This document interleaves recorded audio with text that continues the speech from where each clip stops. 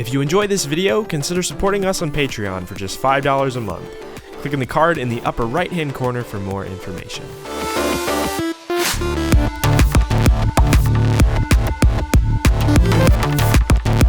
Hey guys, this is Julian of Julian Gray Media. Today I'm going to be learning Pro Tools with a fan. So let me give you a little bit of a backstory on this. A few months ago, I did a collaborative event with this company called Unitea. It was a live stream event, and if you aren't familiar with Unitea, it's basically a prize-based app where if you do things to support a musician or a creative person, you can earn rewards and things like that. One of the rewards for supporting my music or watching the stream was a session with me with the guys from Avid, Pro Tools company, parent company. And essentially we're going to work on some music, I think, within the Pro Tools DAW, which is a DAW I've really never dabbled in. I've only done it out of necessity in like studios and stuff, but it's never been like a DAW of choice for me. And I'm gonna be learning it alongside one of you guys. In a few minutes here, we're gonna call into this group meeting. I'm gonna try to record the whole thing. I think it'll be okay. Like I said before, I really don't have any preconceptions going into this. I've never really used Pro Tools as a primary DAW. So it's gonna be really interesting to see what they've been up to the past few years and improvements they've been making to Pro Tools. Is it a viable DAW for electronic music? We're gonna find that out today, and maybe I'll learn a thing or two about, that world that I've never really dove into. It's a really interesting premise to have us both learn a DAW that we really aren't familiar with. One of us being a very new producer that's just learning, and me who's more of an experienced producer but not in the DAW. I don't really have any expectations for this, but hopefully it goes well. So I guess without any further waiting, I'm just gonna call into the group chat and see what they have to say and see how this goes. Awesome, well, good to meet everyone here. Alex and I were talking a little bit before, but I couldn't get the screen share or the audio share to work. So here we are. From Avid directly, I'm speaking for Avid. You do what is comfortable. You are not required to do any of that. Now, Julian, I believe you use Pro Tools already, right? A bit. I've played with it in the past, like in a studio environment. I'm fundamentally an Ableton guy. I was doing a lot of like YouTube video stuff for Ableton over the years, but I've heard good things about Pro Tools, and a lot of friends of mine use it. Matt Lang's a good friend of mine. He's like, I got a meeting with Matt after this. Amazing. He's always perpetuating like Pro Tools over everything. So I'm curious to see like what it's like, because I don't have a ton of experience in the program. Matt will beat you up more than I will. I will never do that, but Matt will. I don't know. Matt's one of my dearest friends. So if you wouldn't mind doing me a huge favor the next time you talk to Matt, but you can let him know, hey, I had this meeting with this guy Greg from Avid, and what a whatever, just go off on how horrible I am, and I'm just curious to see what Matt's face does when you do that. He'll probably agree, right? Great, yeah. He's a incredible guy, incredible producer. He's awesome. Guy. As are you. Thank you, man. Fabio, I guess you want to take the lead. So again, thank you again for stepping in and being a part of this. Part of the thing that I wanted to start with on Alex's side as the fan to redeem this. Yeah, I can't complain too much. I just had to listen to Julian's music for hours on end. I appreciate it. Always, I use Ableton as well, and was just super interested because I've heard a lot of good things about Pro Tools. Heard a lot about the advantages of like mixing and mastering in Pro Tools. That's what I've always heard as well. Like the audio engine's great, but I'm just very familiar with the workflow of live. It's not that I'm like I'm the same, or anything. Greg, what would you say about the migration over? What would be a good couple of first steps? I think a lot of times people are talking about migration over from one thing to the next, but I think really at the end of the day, if you're looking to be very creative in a non-linear fashion, Ableton Live's your DAW. That's nothing wrong with that. If you want to get the best sonic quality, fidelity out of your music, then you're going to mix it in Pro Tools. Nothing against Ableton Live. We're partners with them, but their strength is that non-linear workflow. Our strength is making things sound just absolutely amazing. So you hear and take stuff from here over to here, which is really just stemming stuff out. Right. And then mixing it in Pro Tools. So you've really got two options as far as that's concerned. Is you stem stuff out with the effects on each thing, which it's not my preferred workflow because I'm going to try and do all the effects and stuff in Pro Tools just to be able to get everything fully tailed out correctly. And, again, with that full sonic quality and fidelity there. But and then, the second option, which is the option I normally take if I'm doing that kind of workflow, is just, sending everything out dry, with the exception of specific effects that are a key part of that sound design that have to be there when you stem it out. And then it's just really just going at it, listening to the mix back in Pro Tools before you do anything, because automatically what you're going to hear some things that you're not able to hear in whatever other DAW that might be. And that right there is really going to inform how you approach your mix. If that's what you're doing. Now, really quick, that's not to say that Pro Tools, you can't make your music in Pro. I mean, I do everything in Pro Tools. And by the way, full disclosure, I'm actually an Ableton Live beta tester, have been since version 0.0.94, I think it was. So I've been there since before day one, and I love those guys. We have a great partnership. But you do have the option of you can create in Pro Tools. It's not well known for that. Yeah. It's not rocket science. Yeah, I think I kind of echo that, as like, use the tool that does what you need to do the best. Yeah. And I've heard that's what Pro Tools excels at. So Alex, how long have you been producing, or like how deep are you into it? I'm not super deep into it, honestly. I mean, I probably started messing around in Ableton like 3-4 years ago. And then honestly, since quarantine started, I've taken a couple of like online classes and started to get more involved. Good luck on your journey. You're in right. For sure. It's a steep learning curve for sure, but as you get more familiar with it, it's more fun. Julian, on your end, musically, what got you into making music? Yeah, I kind of grew up in a musical household, so it's kind of like you fall into it when you're around it as a kid.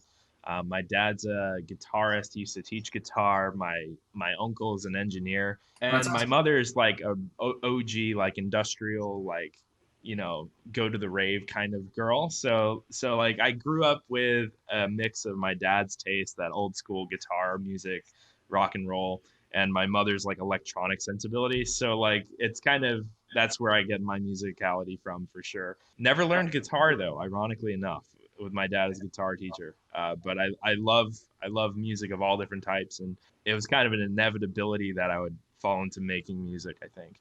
Alex, on your end? My interest kind of started out of college. I started an events company and started throwing like after hours warehouse parties. So I was a DJ before I started production, and then it's kind of just evolved into wanting to learn how to make it.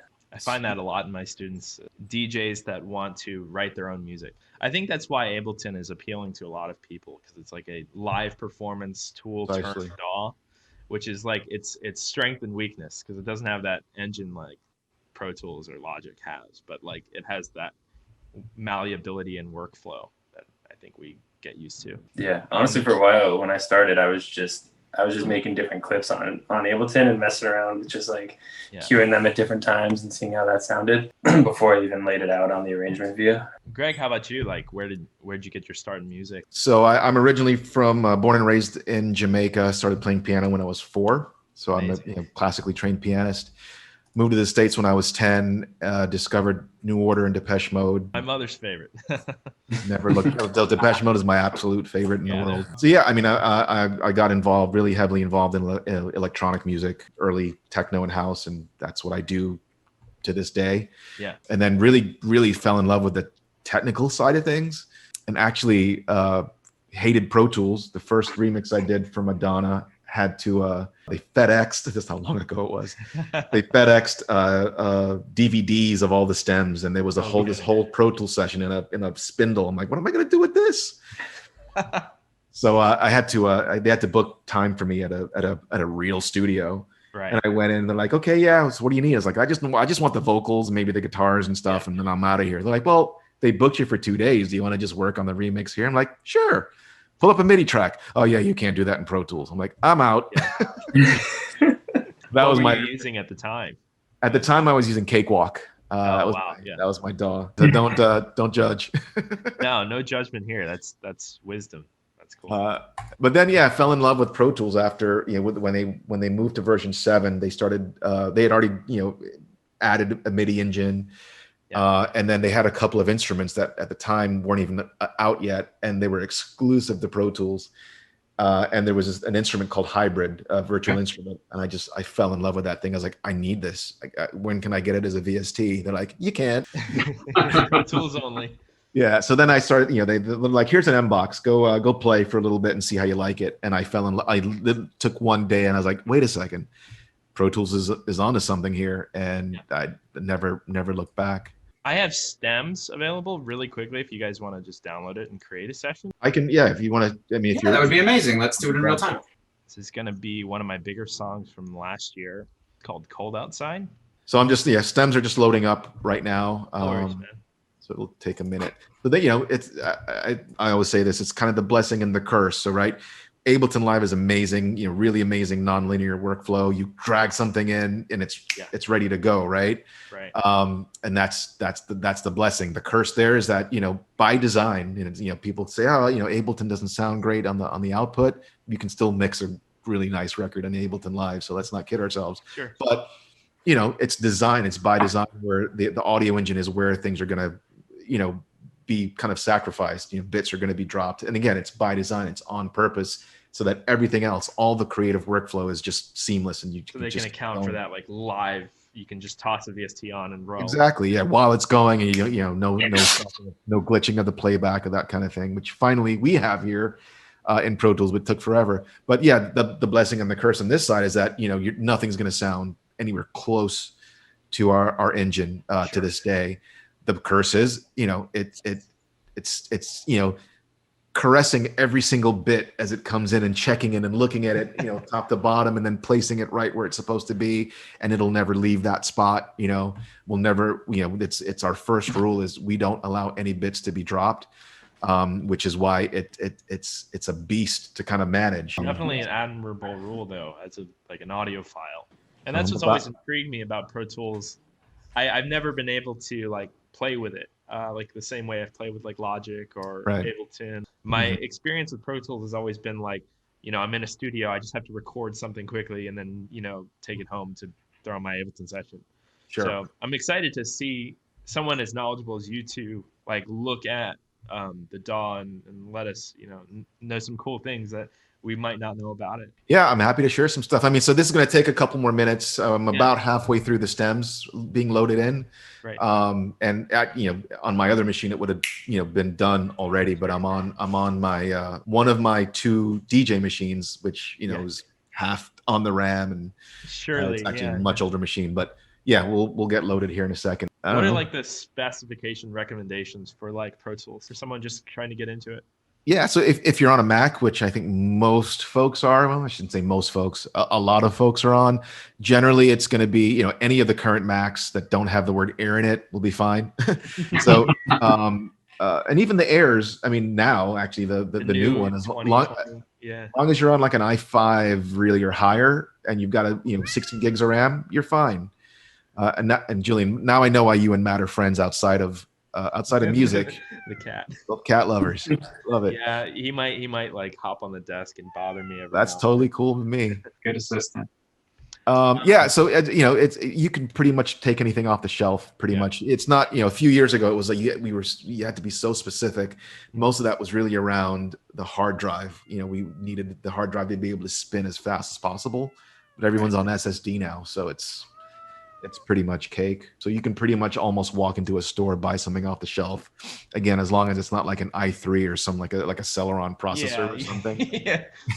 You'll be okay. Piece of junk, yeah. Yeah. I'm on a Mac Mini from 2019. That's kick. But yeah, that's actually I want to put one in my room here. It's funny how everybody Matt about it. I think Matt's got one too. Yeah, he did. He does. Yeah, he's running his HD native Thunderbolt on it. That to me, that Mac Mini, the current Mac Mini, is the new Mac Pro. The new Mac Pro is so outlandishly expensive that it's not. If I were doing the next Star Wars film or something, I might consider investing in it. I won the lotto on that. I actually had a Mac Mini all souped up, and it landed in my house, and I went to go buy all the converters and the extenders and the ports and the connectors. And And I was like, wait a minute, I'm at like $700 in stuff. So I went into the Mac store and asked about things. They were like, oh, well, that might not even work. You're probably going to have to go Mac Pro. And so I was like, let me look on the refurbished. And that day they had like their baseline model for like $800 more than what I paid for the Mac Mini. One of the new ones. Yeah. So really, here it sits. Here it sits as I wait for more SSD to be able to import my my Time Machine backup. But you know, they're a month behind. Yeah. And then I guess I'll do the next Star Wars film. Yeah, one of the other questions I had about Pro Tools, I know is very like one of the strongest things is like the hardware, right? Like there's dedicated hardware. Is it DSP? Like, is it logical too, or? So yeah, so on the HDX side, that's our DSP architecture. So it's I mean, when I explain it to someone who doesn't really quite get it, like, you know, how does that work? It's kind of like, you know, what Universal Audio does. You know, they have their Shark processors that really host all their plugins are being run off of that. It's the same thing for us. The difference, and not trying to bring up UA or not trying to create differentiation, sure. but that's really what it kind of is. But it works fully native as well. So, you know, I can grab my laptop, jump on a plane, just open up the session, and work with the exact same plugins, even though I don't have my DSP accelerator with me. You know, it'll just jump straight to the native version, and it's exactly the same sonic parity and fidelity across the whole thing. So yeah, if you're working with larger sessions, that DSP really comes in handy. You know. Yeah, I've always considered that, like when I'm working in live and I have a huge session and you know how it handles multi-core, and it's very easy to overwhelm Ableton. I wish that they would have a DSP solution. Yeah, you know, I don't know that they'll ever do it. I mean, I can't speak for Ableton and what they want to do, but I think the mindset there since day one has always been to try and be as efficient, like lightweight, and single machine as possible, specifically for live usage. So all right, so I've got all your stems. I believe these are pre-master stems, so there might be some mixing stuff on them, but I think the point will get across. Okay, so you guys should be able to see my screen. Yeah. Yes. Yes. All right. So we've got the stems in here, and you said that the tempo was 128, right? Yes. So I'll just click my tempo change button. Just make sure that's 128. That's ready to go. And the next thing I'm going to want to do is I'll just go ahead and add a master. So a stereo master fader. So typically the first thing I would do now is start color, you know, just basically some session etiquette, right? And I won't actually do it just for the sake of time. You know, I'll just make something up. So the way that this is kind of laid out, you can see I've got some inserts here. So if I wanted to start, you know, put in some plugins on that, you know, I can totally do that. But let's just say for the sake of whatever, we'll just, you know, let's just say all of these tracks here were your drums. Right. They're not, but just for the sake of whatever. Yeah. First thing I would do is add these to what we call a routing folder. So we've got this folder structure that we introduced to Pro Tools a few months ago, and it allows you to nest, you know, folders so that you can actually organize your session a little bit better. There are basically two folder types. One is a basic folder, which is just you putting stuff in a folder, just like you would on your computer. The second one is a routing folder, and that really comes in handy with being able to affect things that you put into that folder. So basically what it does, it takes everything that you put in that folder and routes it to a self-contained auxiliary track. So I'll just do that with these. So this is like similar to like a group in live? It is very similar. Yeah, it's almost the same idea. So we have groups in Pro Tools as well, but visually nothing happens outside of a little chiclet that you'll see on each track, but nothing gets nested. So you don't actually see anything nested. I see. The folder gives you that visual feedback to let you know that these things exist as a part of this group. We actually treat groups and folders a little bit differently because we have our control surfaces as well. I'll just go ahead and move these to a new folder. And then you can see here I have the option of a basic folder or a routing folder, and we'll just call this drums just for the sake of the example. And then it's going to go ahead and I've selected route everything to that folder.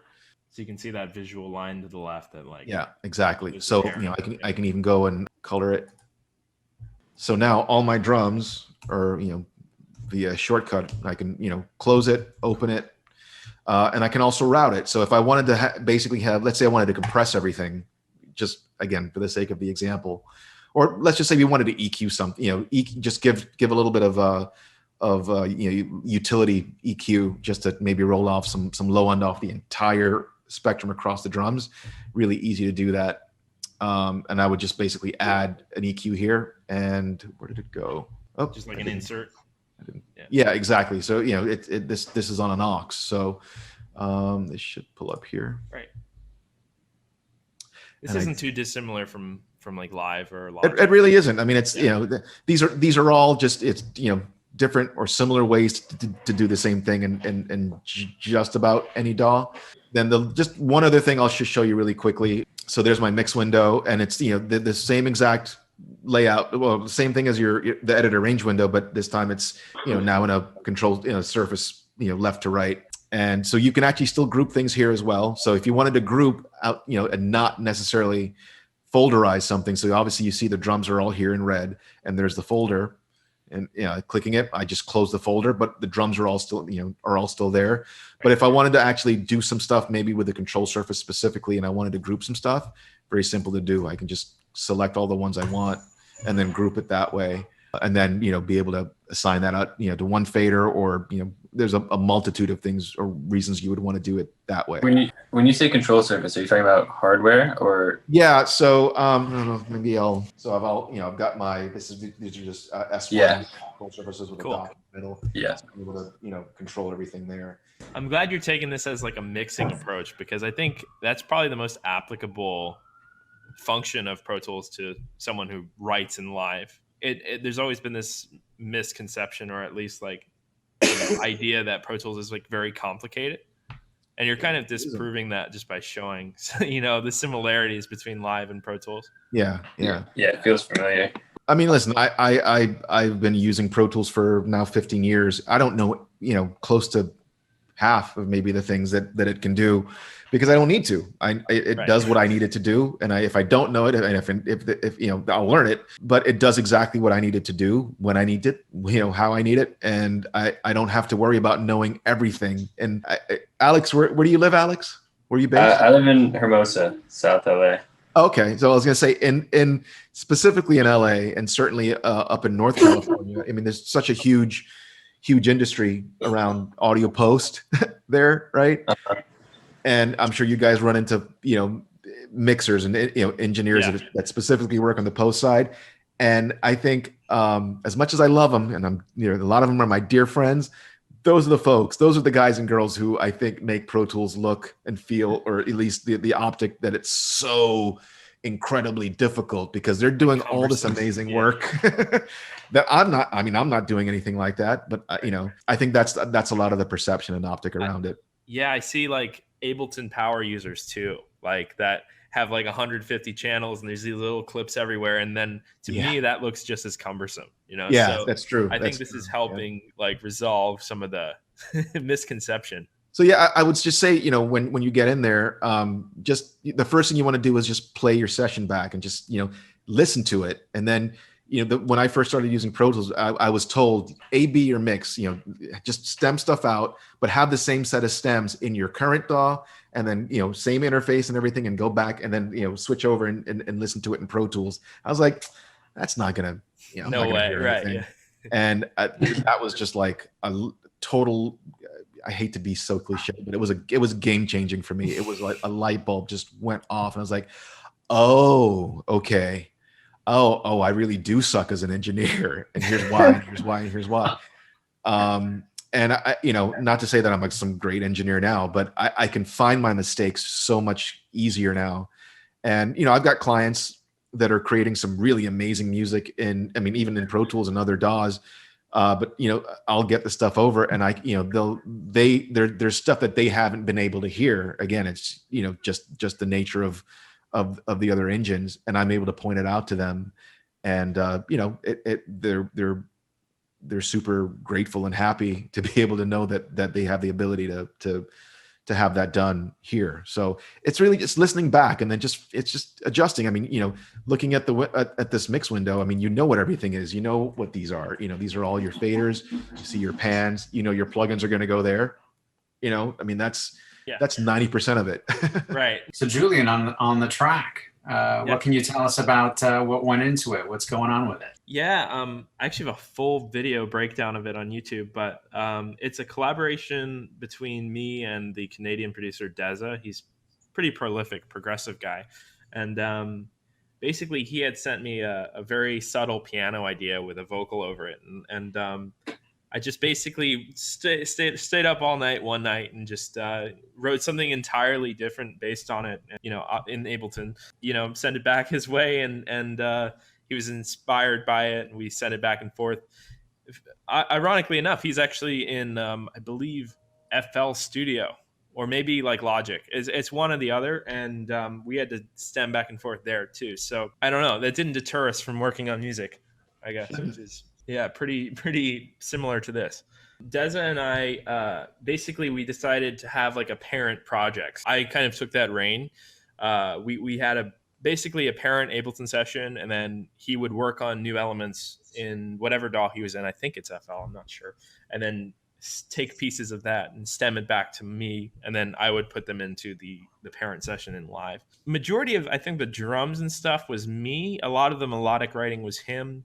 Over there, I couldn't tell you how he wrote some of the stuff, but a lot of like the core elements are in live. And again, I have that video on my channel about it. I think it's a testament to not be discouraged by a cross DAW collaboration. One of the things I was curious about in Pro Tools is like the built-in effects, like the built-in mixing and mastering tools. They're awesome.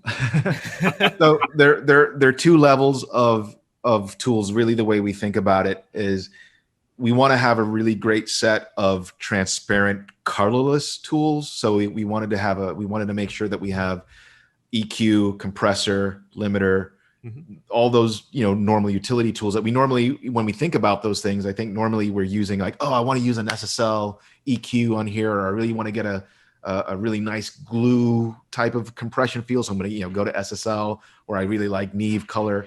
I think generally in DAW land, that's the way we think. But really, these things are, you know, they were never created to be originally, never to have that sound. They were really just tools to be able to like, oh, we've got to be able to, you know, balance out the dynamics of something, or, you know, we need to be able to pull some high end or some low end or accentuate things here and there. So we wanted to make sure that vision was realized. That vision has never been realized in the analog world, but it's okay. I mean, because we've got some really amazing stuff that's come from that. So the original thing was, let's build plugins that are truly colorless and really allows the user to be able to quickly dial in what they need.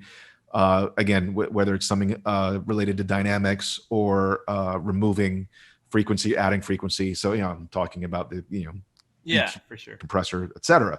So that's the first set of tools that we have. But then at the same time, Pro Tools itself is colorless. It has, you know, now has color via our heat process. But before that, it you know, and still, if you don't turn it on, it is totally colorless. It has no character of its own by design.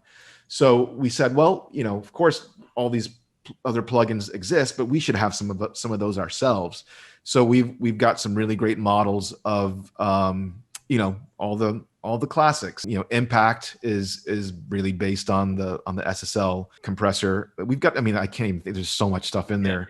So it's really a really nice balance of both worlds. And then, you know, in between there, we've got our own plugins that kind of are a really nice mixture of both things that does, you know, you can't get them anywhere else, and adds some really interesting availability of colors that you know, texture that don't exist, you know, in plugins anywhere else. So to me, it's a really nice balance. I think right now, we're over 100 plugins that you get with Pro Tools, and then there's value added stuff that we've added, you know, extra instruments, extra plugins that come from different third-party developers that are included with your subscription. So Julian, you had a chance to download all the Air stuff and everything that came with it. Very cool. Very much looking forward to like hopping in and experimenting with a lot of the mixing tools. And you mentioned to me the other day that there's like bridge plugins for like VST support. Blue Cat was Blue Cat is the one for sure. If you need to bridge anything,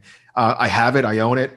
The thing is, I don't have any reason to there are no plugins that I have no VSTs that require bridging anymore. I had one TB303 plugin that I used to use that I used to have to bridge, but they ended up porting it. But then Don't you have a real 303 in the back? I have two real 303s right back there. Need it. Yeah, so I was going to play all the D16 stuff, but you've got the 808, you've got the 909. Yeah. But I like, especially if I'm on the road, I'm not going to travel with my 303 unless I'm performing live. Anyway, the Blue Cat one is certainly the one. And then the other one I would use, actually more than the Blue Cat one, only because I would have to instantiate that one. I always had Machine Up in my session, so I would just use Machina to wrap any plugin that I needed. But chances are, for the most part, you're gonna have it available to you. Yeah. And unfortunately, guys, I do have to run. I was gonna say, be conscious of your time. It's no problem. So much. So thank you, Julian, for leading us and getting the Zoom call set up at the beginning. And Greg, this was incredible. I think it was almost like a master class for all of us here. Greg, thank you so much. Thank you so much, man. Appreciate it, guys. All right, I got to jump, Really but please don't hesitate to reach out. Okay. Yeah, we'll do. Be safe. Cheers. All right, Greg. All right, cheers. Thank you. Okay, guys, that was pretty cool. It was great talking to Greg and Fabio from Pro Tools, as well as Alex, the fan of this call. I think there was a few key takeaways from this that I would like to express. For the longest time, Pro Tools has had this reputation amongst electronic musicians, especially for being like overbloated and overcomplicated. And a lot of the things that Greg showed me today are really not dissimilar to like a workflow in Ableton or Logic or what have you. I'm really looking forward to diving into Pro Tools a little bit deeper, trying, like Greg said, being my song stems from live sessions to Pro Tools sessions and seeing if it really does make a sonic difference for me. We'll probably do some videos on that in the future on the channel to see if it's really worth the effort, in my opinion, to, export the stems out of live and import it into Pro Tools or what have you. I'm really excited to try it, because if it really does sound better than, an Ableton export, the difference in workflow from a purely mixing perspective is not that different. We're using insert channels on live just as we would in Pro Tools or Logic or what have you. And if it sounds better, and if it's a noticeable difference in audio fidelity, it might be worth thinking about, trying an Ableton plus Pro Tools workflow. Greg had described in the beginning of the stream this idea that you kind of use a tool for a specific function, and I 100% mirror that. So if you prefer to write your music in Ableton because of its quick live-centric workflow, you don't necessarily have to sacrifice that to take advantage of the audio engine of Pro Tools. We can, write the song in live, export out the stems, and toss it in Pro Tools, and take advantage of both of them. I don't think there's any reason to have like a DAW war in 2020. They're all intercompatible, and they're all, fully functional DAWs. It's just what DAW does what better. And if you're especially crafty, like I'm going to try to be, maybe taking advantage of multiple elements of each individual DAW, their strongest suits, and trying to work out your music that way.